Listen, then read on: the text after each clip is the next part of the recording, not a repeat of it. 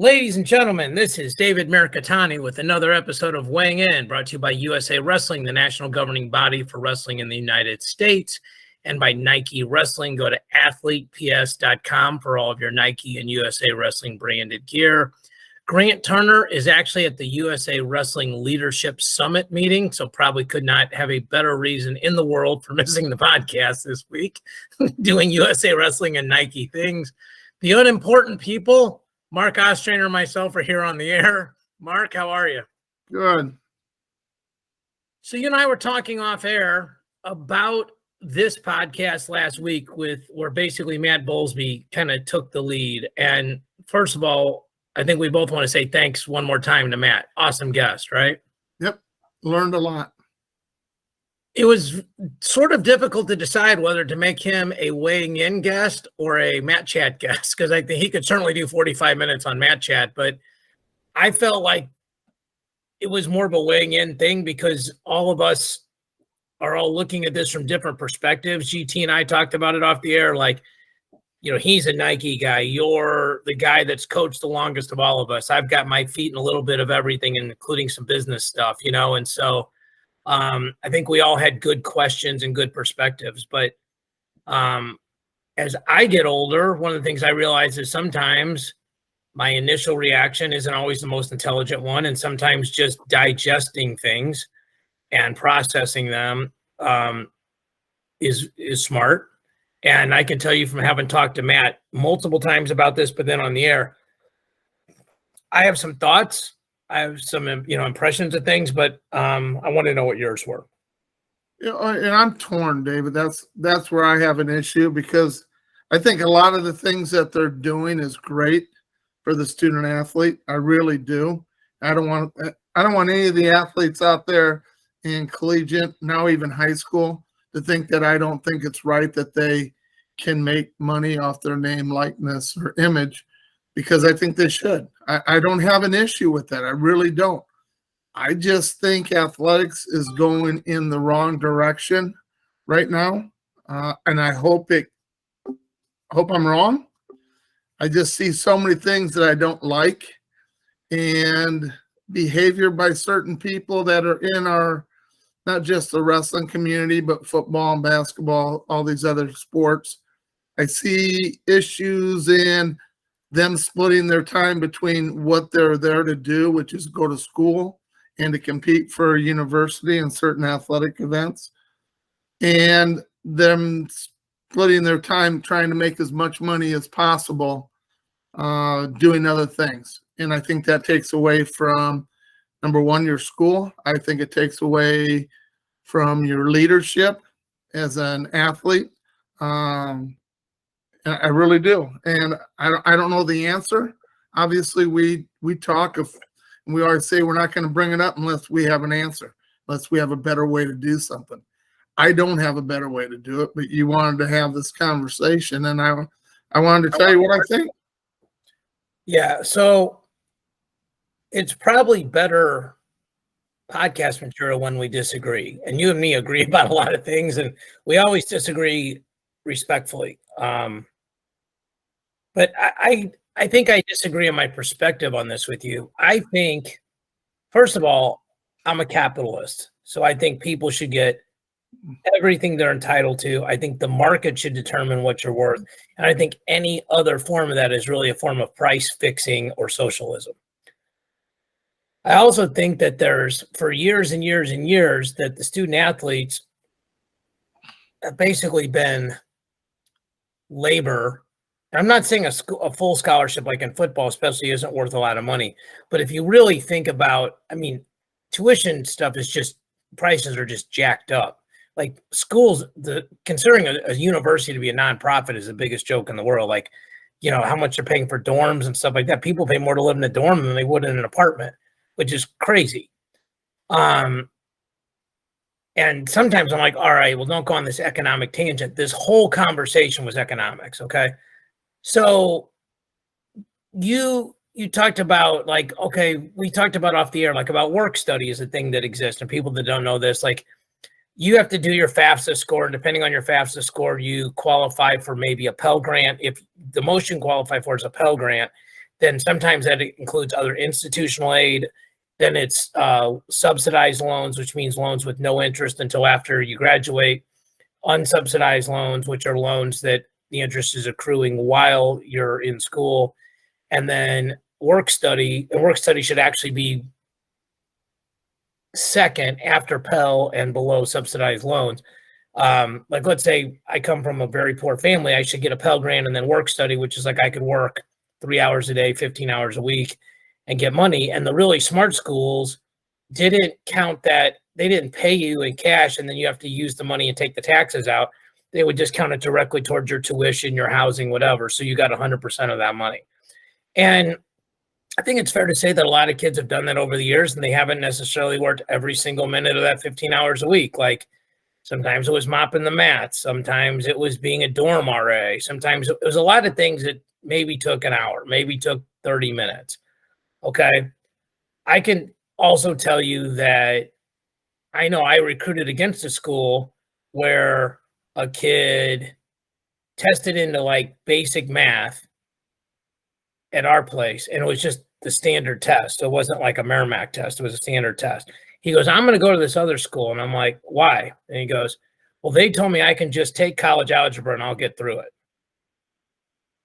Well, if you can't do algebra 1 or, pre-math, I mean, fair to say they're just getting you through that class. And this school is not the only school in America that's ever done that. And it won't be the only school in America that ever does that. And frankly, there was probably a point, if I'm being honest, where I wish Merrimack had just done that because it was costing us recruits. And there's a pretty strong argument that a lot of people are never going to use college algebra ever again in their life in a lot of careers. Okay, like a lot of careers. And especially now with calculators, there's probably a lot of stuff that you don't need to know a whole lot of anything. You just need to know how to punch things in right. And if something comes out wrong, be smart enough to know you pushed the numbers wrong and to re-enter them correctly. So, but in terms of the legal stuff, I think like it was interesting to me that Fox Sports owns, a big chunk of the Big Ten network. You brought that up on the air, which is interesting. Yep. I think one of the reasons I brought Bowls Beyond was that the Big Ten in general carries more sports than the SEC does. And so we talked about this last week, but if people missed it, essentially what we're saying is that if one conference has, say, 10 sports and another conference has 14 sports, and you have $140 million, the one with 14 has 10 million a sport, and the other one that has 10 has 14 million per sport. And if I coached against you, Mark, you're a really good coach.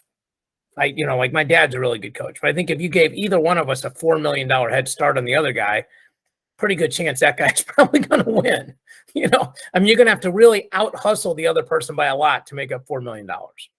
Okay. Not saying you couldn't do it. I probably bet on you against almost everybody else. I'd like to say I would have bet on myself against almost everybody else, but it's a big hill to climb. And so then people go, well, okay, how do you level the playing field? Right. Well, the easiest thing to do is just cut sports. It's just cut the non-revenue sports and go, why don't we just go from 14 to 10? Like he specifically brought up SEC baseball. He specifically brought up softball, and that they want to be good at this sport, So, like you look at like a Stanford in the Pac-12, and they're good at a ton of Olympic non-revenue sports, water polo, golf, golf isn't an Olympic, like it is an Olympic sport now, all these different things. So I just think wrestling people, I played soccer growing up, and old school wrestling guy reminds me of old school soccer guy. Like old school soccer guy who really understands soccer, understands the beauty of a 1-0 game or a 0-0 game. There's all these amazing plays. You faked out 9 guys, and then the 10th guy kicked the ball away from you and it was all for nothing. Where like we play fantasy football, and you're the defending champ, I think twice or 3 times, but if I get down to the 1-yard line, I go out of bounds, somebody else can run it in, or at least we're going to get a field goal. Like something positive is going to come out of it. Mm-hmm. And I think the analogy I want to make is people that love soccer love the purity of soccer, and they're like, if you don't like, they're the get off my porch guy. If you don't like it the way it is, then don't like it. Okay, certainly a valid viewpoint. But if you want to grow the sport, probably need somebody to help you grow it. Like, it needs to be more appealing to the general masses. Like I was explaining to somebody, Jordan Burroughs won a world title or maybe an Olympic title when a takedown was worth 1 point. Yeah.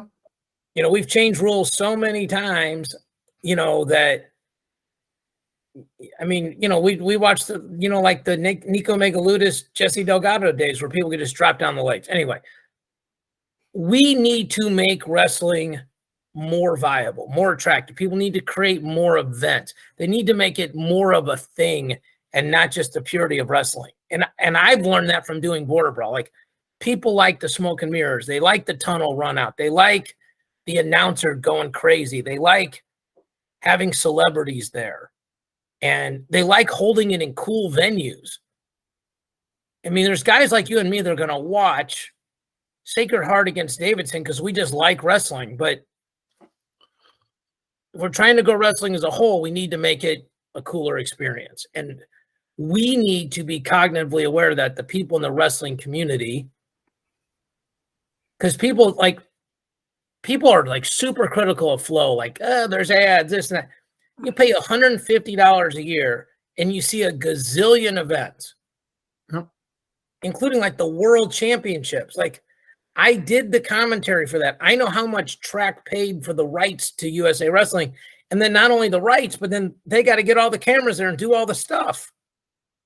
It's a very long tangent on my part, but go ahead, please. Yeah, it's expensive procedure to do that. And, back in the day when we worked for, track, we couldn't talk about other, entities that were out doing things. I think Flo's done a phenomenal job. I may not love everything that I hear coming out of Flo, but I learned something about every time I watch something. So I really like that aspect of it because they find out things before we do, obviously. Not always. We've known a lot of things lately that they publicize it before we do. Yeah. So better way to say it. Oh, we probably already knew that. Yeah. So yeah, I mean, I think that's what we need more of in our sport, David. I really do. I have an issue with all the financial windfalls that's going on. And I think the athletes should get paid to do some stuff. But, if I'm a freshman coming into college and I've got credentials and I was pretty good, let's say I was pretty good, say at football, say I was a quarterback and I'm one of the top quarterbacks in the country getting recruited. There's somebody out there getting $1 million to sign with Alabama. $1 million, David. He's 18 years old. Let's take it from conceptual to real. Arch Manning is going to go to University of Texas. That's Archie Manning's son. His not Archie uncle, Manning. That's his son's son. Grandson. Excuse me. Yes, his grandson, and his uncles are Peyton Manning and Eli Manning. Yep. And his dad was a guy who was a really good quarterback, and they got hurt. They say Cooper was really good too. Okay. So everything I've read is this kid's a really nice kid. He's got his head on straight. He's a good student, all that stuff. If Bryce Young got $1 million to play at Alabama, probably safe to say Arch Manning's going to get $1 million to play at Texas because Texas actually needs him more than Alabama needs Bryce Young, because Texas is irrelevant. And Bowlesby brought that up. Like, hey, just spending money doesn't mean you're going to have a winner. Texas spends a ton of money on football and basketball, and they stink. Excuse me, if we have any University of Texas fans watching us, but you can't be happy with your teams in these two sports. So here's the conundrum, right? Like, I'll play the capitalist role. All right. That's simple. Sorry? That's simple enough. Okay. I'll play the capitalist role, which is, look, Arch Manning, University of Texas football team is here. Arch Manning is believed they're going to get them to here. So let's say go from 6-6 to 9-3, and they make the Big 12, or I'm sorry, the Big 12, or I guess they'll be in the SEC now. Let's say they make the SEC championship game somehow, and then they get killed by Alabama. I don't know if they're in the right division or not, so maybe I'm wrong. But they get killed by Alabama or Georgia. But now they get to go to a New Year's Day bowl game or a December 31st bowl game, okay? Yep. Those bowl games, the schools and the conferences get all the money. The NCAA gets nothing, okay? Okay. And now you're on TV, and if you are a football fan, I'm a football fan, I watch a lot of these bowl games just like their background noise during the holiday season, okay? Every 7 minutes, it's an ad for the University of Iowa or the University of Texas because they're playing each other. And then they show all the fans, and it's always a picture of some crazy guys and pretty girls. And people pick those schools because of that, because they're on TV. And they weren't going to be on TV if they were 5-7 or 6-6. If the question is, how much is that guy worth, right? If he took him from 6-6 to 9-3. The sarcastic answer is whatever anybody will pay him. Okay? Because, I mean, this is where I really like the economic stuff. Like, I wouldn't say very good friend. I'm blessed to have a friendship with the Tulsa sports commissioner.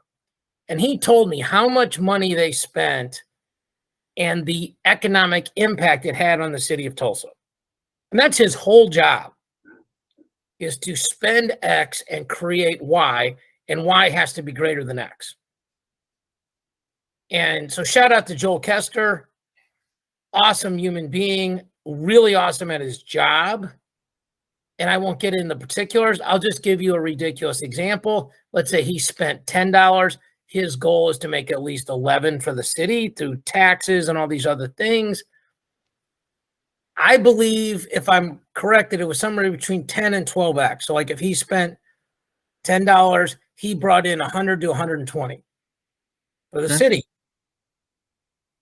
So what is Joel Kester worth? Whatever they're paying him, he's worth it. Because like, let's say he makes $10,000 a year, which is a ridiculously low number. If he brought in, and let's say he spent another 10, and he brought in 120 or 100, there's still 80 to the good. Obviously, Arch Manning is a projection, right? I mean, they could suck. They could be 4-8 with him. He could get hurt. They could have no offensive line. Their defense could just be garbage. But on paper, they're a lot better. The other thing is this. You go get a quarterback like that. Now wide receivers want to play there. Now running backs want to play there. Now offensive linemen want to play there because, like, this dude going to be on TV every week. So I think there's a lot of us who are older that have a hard time putting an economic value on something. And we've been programmed for years to think like, hey, if somebody gives us a ham sandwich and gas money, we should be happy. And that's just not how it works now. Like, and the other thing is this, like the amount of money that like the Big Ten network or the SEC network or any of these Pac-12 network are bringing to these schools is primarily from 2, 3, 4 sports tops. Correct. So wrestling is benefiting from socialism. Like, and it's also not like football brought in $10 and basketball brought in $9 and girls basketball brought in $8 and wrestling brought in $7. It's like football's way up here, basketball's here, and then there's a bunch of sports that are right here. Like maybe wrestling's third, but they're like marginally over the next 6 teams, and the gap to 2 and 1 is gigantic. Sure. I mean, the one thing I think everybody knows for years is that, like in a lot of schools, like take the University of Michigan, which has a great wrestling program, and last year made the college football playoffs. They have a stadium that holds over 100,000 people. they fill that thing at least 6 to 7 times a year. That's a ton of money. And we're back. Technical difficulties from Ankeny, Iowa. We can kind of put a bow on the economic side of things, Mark. I just think what people need to understand is we cannot live in a cocoon. We have to understand that other sports are driving this ship, that sometimes wrestling people are like, well, we're doing better. Like we bring more revenue in than lacrosse or swimming or whatever the case may be. Maybe, but if you're not bringing enough to self-sustain, then you need to understand that. Like I had a conversation with a client of mine who's also a friend of mine, single mom, and she has a teenage son. And I said to her, one of the reasons why your kid listens to you is because he needs you economically. And she said, that's not true. I said, if your son became the best video gamer in the world, was making $50,000 a month, I think it'd be very difficult to enforce curfew.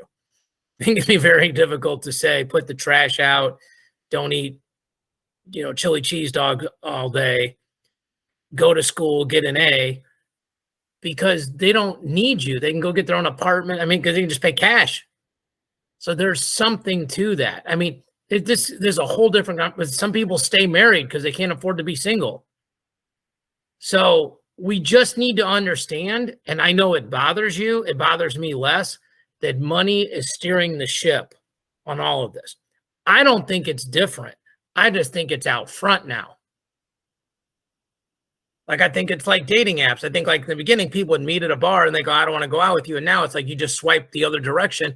And so you never even have to talk to them. Like, I just think stuff that was sort of hidden and a little uncomfortable is just out there now. I don't think I think I'm watching this special ESPN 30 for 30 on Derek Jeter, the captain. And he talks about how he was so good at saying nothing in interviews. Mm-hmm. Well, that's because now everybody's trying to get a headline. Like he said, he goes, your job to the media is to get something out of me I don't want to say. My job is to not say it. Well, I mean, there's stories like Mickey Mantle back in the day was just like drinking all the time, but he was friends with the writers, so they wouldn't put it in the paper. Now, you couldn't be a pro athlete and go drinking with a writer. Even if that writer wouldn't tell, there's 9 other people that got it on their phone, you doing tequila shots or whatever the case may be. Sure. Yeah. So you just got to understand that. Like, there are certain things that we don't talk about on the air because it's like, well, it's controversial. It's just our opinion. We don't want to put out there as part of USA Wrestling. We talk about it privately. It's not recorded. We trust each other. This is just life. So people have to understand that wrestling needs to get better at marketing itself and needs to get better at getting new fans, at getting new people involved. I was at the Beach Nationals this last weekend, and Ed Duncan from USA Wrestling Beach Nationals said, beach wrestling is awesome because you get a grade A in the passerby test. I said, what's a passerby test? He goes, somebody could walk by and you can explain it in 30 seconds what's going on and how somebody wins. There's something to that. Yep. Like, we got freestyle rules, folk style rules, Greco rules, different periods for different ages, different scoring systems. Like, you know how crazy it is that a decision is worth 3, 4, 5, or 6 in a dual meet, but that in a tournament it's worth 0, 1, 1.5, or 2? You know how difficult it is for people that don't understand wrestling to go that in the national tournament, when you win the quarterfinals, you get 7 points, but when you won the round of 16, you got 1? And the quarters and the semis are worth more than the finals. Yep. Like, to us, that just makes sense, but that's not intuitive. That is not logical. Yeah. I'm not saying they should change it. I'm saying you have to do other things that are easier for fans to understand so they get into it and they love wrestling, and then you can explain the complicated stuff. At least I think that's super critical to the growth of our sport. Okay. Couple of other things. You talked to me about this. Tyler Berger to the Penn RTC. That's University of Pennsylvania. That's where Jordan Burroughs is, so not a big shock. Berger was one of his workout partners. What do you think about that? Yeah, I think it's good for him. Penn's got a really good RTC going on right now. They got McKenna. Obviously, they got Mark Hall. So, and Jordan Burroughs. and who else? Burroughs, obviously. Yeah, Burroughs. Berger. And I think they have one more kind of in the middleweights, David. I just can't remember his name. But, Yep. I mean, good for them. I think what they're trying to do is have a full team so they can start, like some of the other RTCs are out there trying to fill their teams. So there's not too many of them that have somebody at each weight that's competitive, but there are a few really good ones. So, I mean, good for him if that's what he wants to do. So, yeah. Yep. Anthony Ashnal joins the NYC RTC. I think it's kind of the same story, right? I think he, from people I talked to, said he had decided he was just going to coach and then decided he didn't want to just coach and then felt like he needed to get to a better training situation than where he was at Rutgers. So congratulations to him. Dustin Schlater is no longer the Gopher RTC club coach. Speaking of a club that has good guys at a lot of different weights. And Styles. I'm sorry? And Styles. Minnesota's really good at Greco also. They are. They don't have a ton of the guys at the RTC level. At the Minnesota Storm is separate from the one that Schlater's coaching, but yeah, for sure. Yeah. But Schlater is, I think, pursuing non-wrestling activities. I sent him a quick text. Him, Agam, Luke Becker, probably three of the nicest human beings in our sport. So Dustin was won nationals as a freshman, beat Zach Esposito, battled a lot of injuries, was part of that toughest bracket ever. Like, maybe, when it was at the time, maybe the heavyweight is now, but just a good human being, really good wrestler, comes from a great wrestling family, Ohio guy. I'm sure he'll do great at whatever he does next. So tip of the cap to Dustin. Nate Carr Jr., head coach Davidson. So congratulations to him. He's an Iowa Central Junior College alum, Iowa State guy, did not All-American at D1, was a national champ for you guys. Davidson is very expensive. It's very hard academically to get into, and they don't invest a lot of money. So I think for him, it's probably a stepping stone job, but a huge stepping stone. Yeah. I think anytime, David, you're an assistant coach and you can take over a program, even if it's not one of the elite programs, you're learning, you're still sharpening your trade. You're getting better at what you do because something else will come up down the road. So, good for him. Great young man. It's done a good job wherever he's been as an assistant. So I think he'll do a good job. Mark Leans at Brown, he came out, we talked about this. Jordan Lane. I'm sorry. Mark was his dad. His dad. But Jordan's going to do a great job at Brown, but it's a whole different situation. These guys have not been in charge of everything before. So you're going to see how they do. But it's a great opportunity for them. I would say this. I think Jordan Lean will do a great job and Nate Carr Jr. will do a great job, but I think the definition of great job has a lot of interpretations. Okay. Like they could be no better. There are certain programs that just don't want to win at certain sports. Okay. Like Duke wants to win at basketball. They don't really want to win in football. They don't really want to win in wrestling. If they did, they would invest a lot more money in those programs to help them win in a lot of other different ways. And so those two programs are an example of where there's not a lot of extra money being invested to help those guys succeed. So, I would certainly big congratulations to those guys. I would temper expectations. Like I doubt Davidson or Brown are going to be in the top 10 anytime soon. And that's no reflection on those two guys. They're kind of bringing a knife to a gunfight.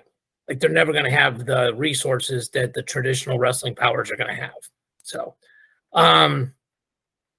Morgan State is going to announce their coach fairly soon here. We'll probably get that person on Matt Chat. So a couple of updates. I actually texted with AJ Ferrari Sr. on Friday. The family is now in Texas. AJ and Anthony are no longer on the Oklahoma State roster. Angelo is no longer at Stillwater High School, so that affects them. The case was there was an indictment, like there's enough to go forward that they're going to press charges. And so I talked to Jason Keck, so shout out to Jason Keck, friend of the podcast, but also an attorney. And the way he explained it to me, and if I'm misquoting him, I'm sure he'll tell me, is that a case gets presented to the state, whatever, and they decide if there's enough evidence to proceed. So if I say, for example, Mark, you stole that gray shirt from me, number one, is that a big enough thing to even pursue? Let's say you stole 100 of those shirts from me, hypothetically. Well, what's the proof? What's the charge? What evidence do you have I stolen? Well, I had 100 extra large shirts in my house and they're gone now. Really? Like, what's the proof of that? Why did you have 100? There's a bunch of things that go, like, okay, we're not going to press. There's no case. Okay. If I'm like, look, I have a video, or there's a text message that says from Mark, yeah, I took him. What are you going to do about it? Okay. Doesn't mean you're automatically guilty, but like there's enough to go forward to pursue the case. So I have no idea what the evidence is. I have no idea. None of us really do. But the state has decided that there's enough to press charges. So the other news out of Oklahoma State is now that he's gone, Luke Serber, who was wrestling heavyweight last year, who was 170 or 60 pounder senior year in high school and did the Oklahoma State bulk job, is coming back down to 197. Connor Doucette will wrestle 285. We think Whitlake's going to go 84. That kind of makes Kyle Haas the odd guy out. But obviously a lot of changes that could happen there. A couple other things. Jeremiah Kent, the 184 pounder from Mizzou, as of this time has decided he's not going to wrestle anymore. Pretty interesting. He's around a 12 guy at least one point in his career. I think he was around a 16 last year, a guy that was kind of in that 9 to 15 range of rankings a lot of the time. I talked to his high school coach, and he said he's just kind of burned out. I got a chance to coach Jeremiah his redshirt freshman year at the Southern Scuffle. Really nice kid. Interesting me that he's burned out because he only started wrestling as a freshman year in high school. So hopefully he refines the love for the sport. If he doesn't, great career. Congratulations. Mizzou's in a very unique position at that weight class where they have Sean Harmon, who beat some top 10 guys, and Colton Hawks, who made a world team. They were the backups. So this is probably the one weight where the fall off is not going to be that dramatic. And I don't mean this cruelly about anybody, but if you're around a 12 guy, you scored 2, maybe 3 points in nationals, that's only 2 or 3 points more than a guy that didn't go to the tournament. Yep. We've talked about this all the time. If you're on the podium, if you're not on the podium and you're not pinning guys, it's not a ton of points to make up. And so they got guys there that can probably score at least a point or two right now and maybe improve now that they're the guy. The coaches put more time in them. They're getting more mat time, all that other stuff. Let's see what else. Oh, so this one is very, very interesting. Deangelo Hancock has retired. He was an Olympic bronze medalist. He's like 23 years old.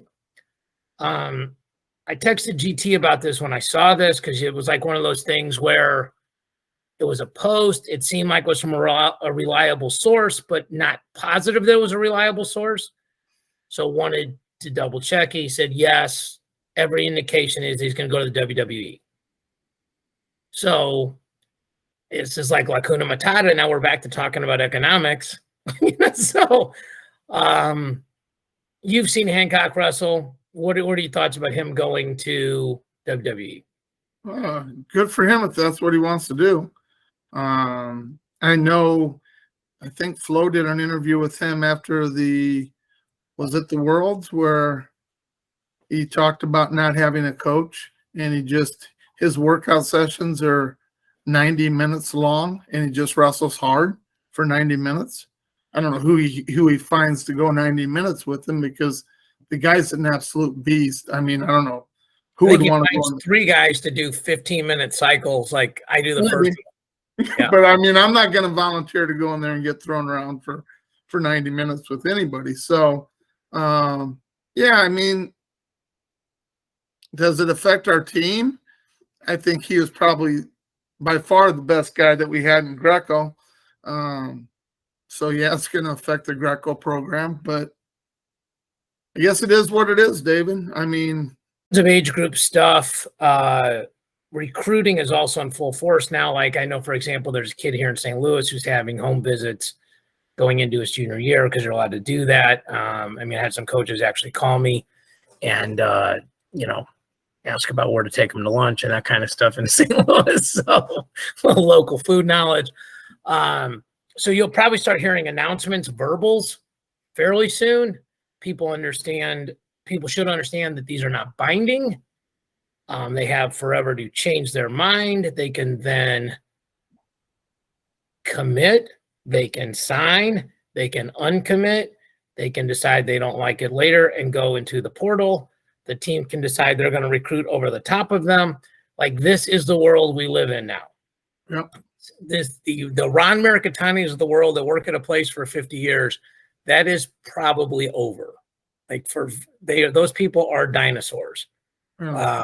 And Ron is my favorite dinosaur. Okay. But those are just not normal paths anymore. It's I had dinner with my cousin and her husband at the Beach Nationals, and we should talk about that for a minute, but talked about how their son has had 3 jobs in 20 months because he's just on LinkedIn and people just keep offering him more money.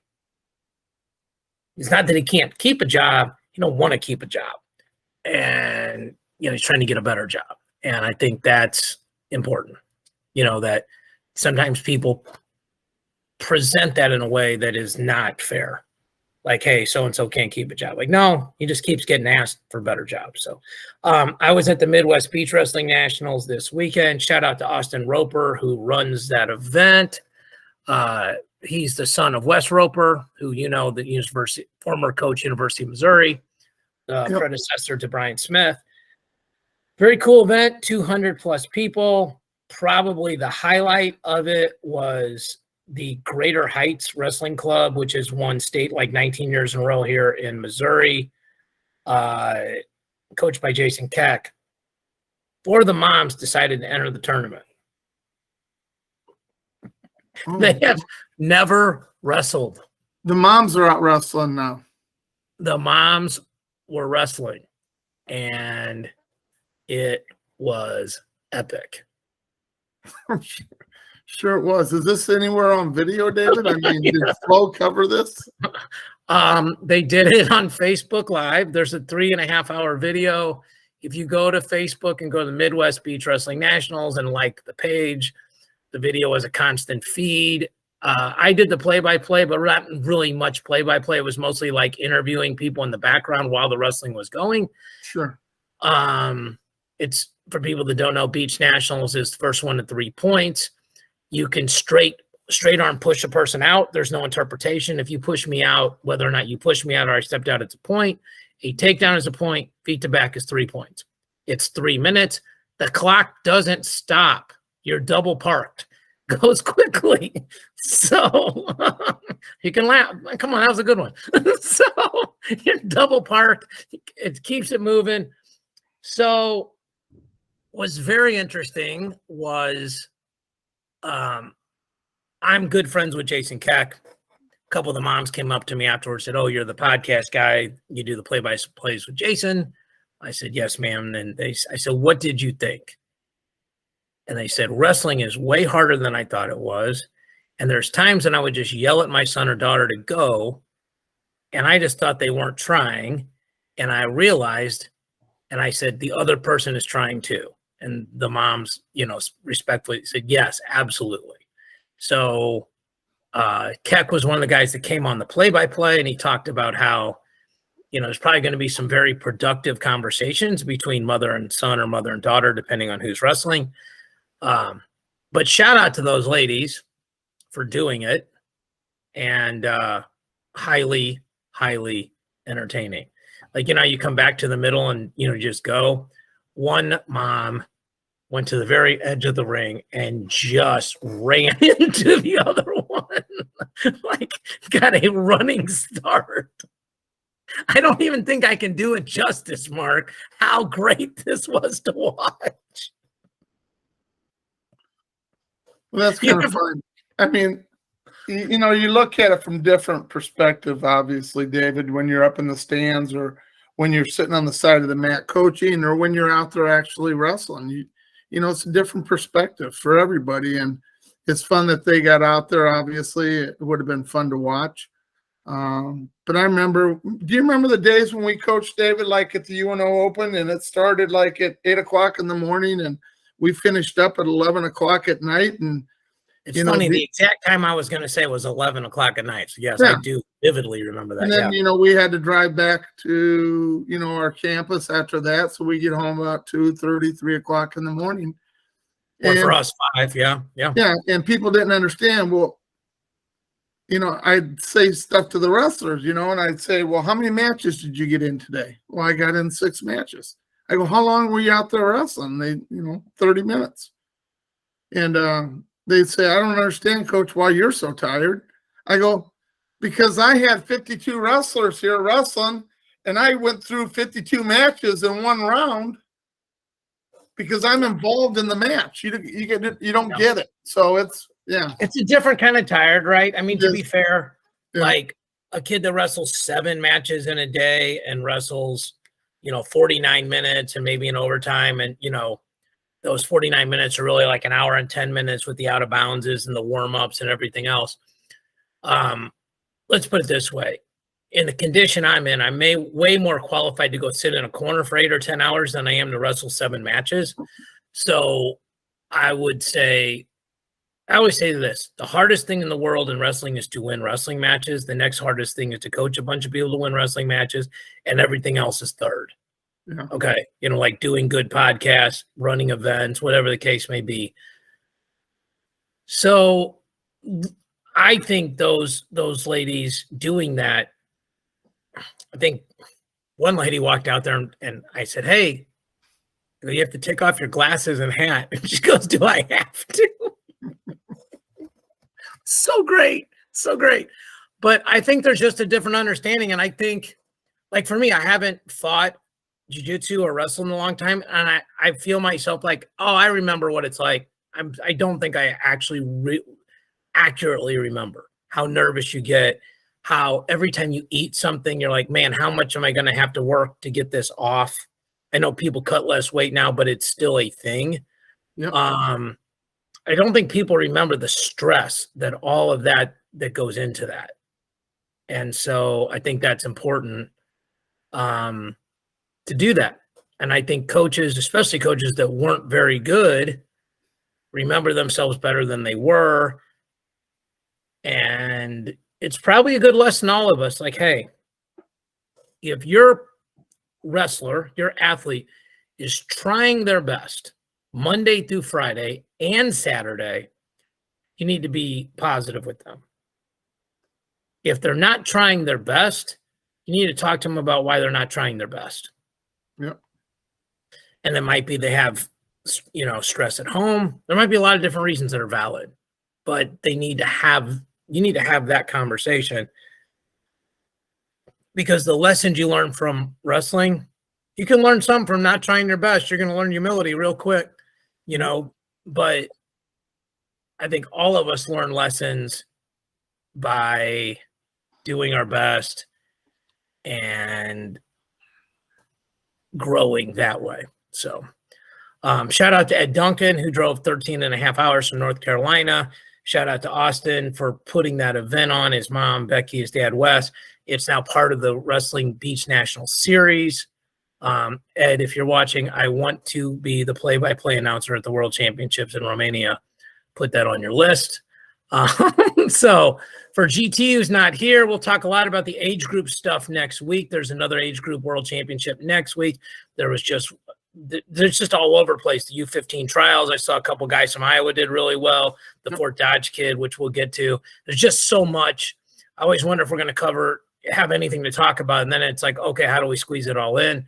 We want to thank everybody that watches, listens, and shares. We appreciate the love and support, and we will speak to you all next week.